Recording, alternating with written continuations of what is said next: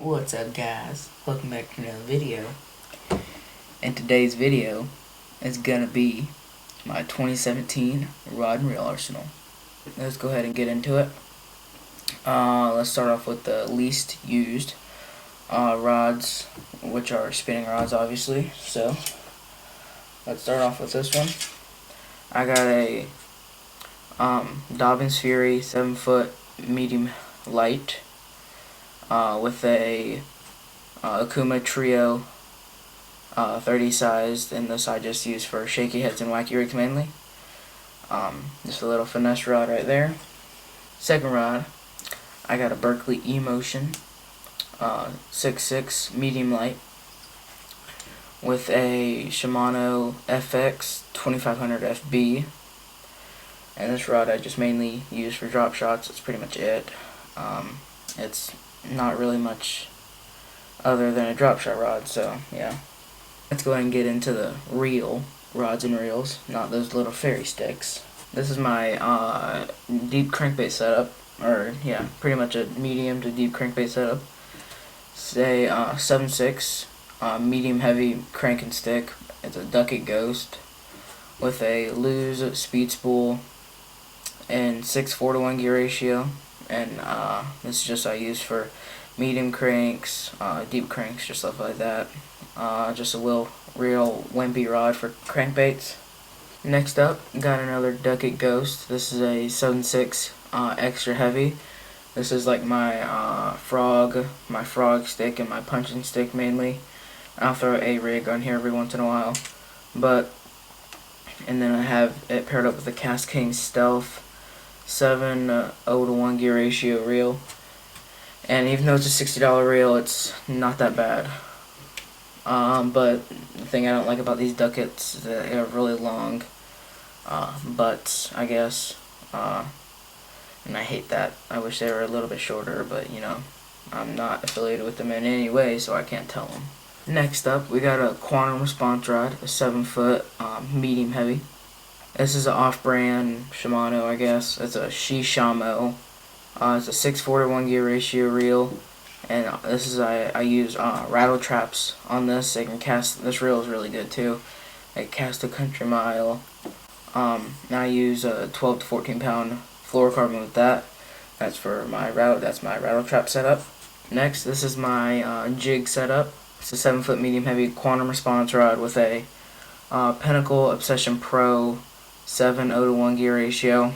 And this is my jig setup. I just have a little weight on here right now because at the fishing club we are having like a little casting competition, but I usually have around 20-pound fluorocarbon on this.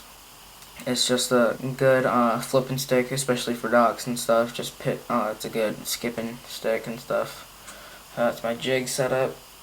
This rod I just picked up recently. It's a Halo Starfire or Starlight. I can't tell if that's a F or a T, but it's a 7-foot medium heavy with a Pflueger Purr stick, I believe, in 711.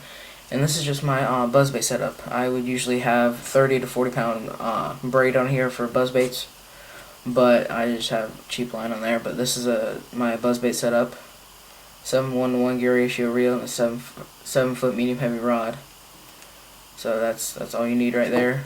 Next is my topwater rod. Again, it's a relatively cheap rod. It's a Berkley Lightning Rod Shock, or a Lightning Shock Rod with a Quantum Hellcat 6'6" medium action rod. This is a 6:3 to 1 gear ratio reel, and this is my topwater rod. I use this for poppers, spooks, and just stuff like that. Those are really the only topwaters I use on this rod, are poppers and spooks. Just because it has a real flimsy tip, and whenever you set the hook, it won't yank the hooks out of their mouth. So that's my topwater rod.